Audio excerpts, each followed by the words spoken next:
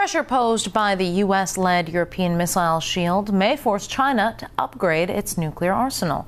A senior Chinese military official's comments point to the possible threat of a new arms race. The country is already allocating billions toward its military budget at the expense of public spending. RT's Alexei Rashevsky reports. Meters from Beijing's Forbidden City, the economic might of today's China is easy to see. But only a few kilometers from here, the picture is completely different. In some ways, the modern-day China resembles the Soviet Union. Just like in the last days of the USSR, billions are being spent on military needs. And despite the seeming economic prosperity, the gap between the rich and the poor is simply striking. In the last year alone, the number of poor in China has hit 250 million. But instead of addressing daunting poverty issues, Beijing is having to buy new weaponry and investing billions into producing its own. You have a large arms budget. China's is now the second largest in the world at $106 billion. This is an enormous expenditure of wealth at a time when diverting that could make a real impact on poverty. And it's also happening at a time when there's an economic slowdown that is happening throughout Asia.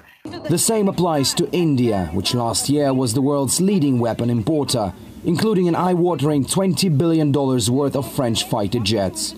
This is why Washington's return to Asia policy, from selling weapons to holding joint war games in the region, is deeply troubling countries here, especially China.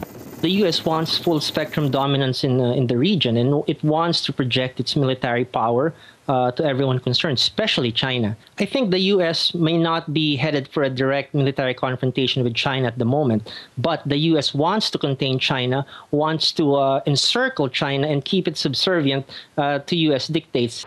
This situation draws historic parallels with the Cold War, say experts. Many still sure that the huge arms race in the 1960s between the United States and the USSR was Washington's tactic to sabotage the Soviet economy. It became more of an economic race. Continuing the arms race, they weakened the economy of the Soviet Union. It's a stupid game, and it's been going on ever since the 1950s, yes, unfortunately. And you were the victims, and I think China will, to some extent, is a victim too. Historians agree the collapse of the USSR was caused by many factors, and the gulf between rich and poor as the economy sank was just one of them. The question now is whether the Asian giants can continue growing their military muscle, but not at the expense of their people's welfare.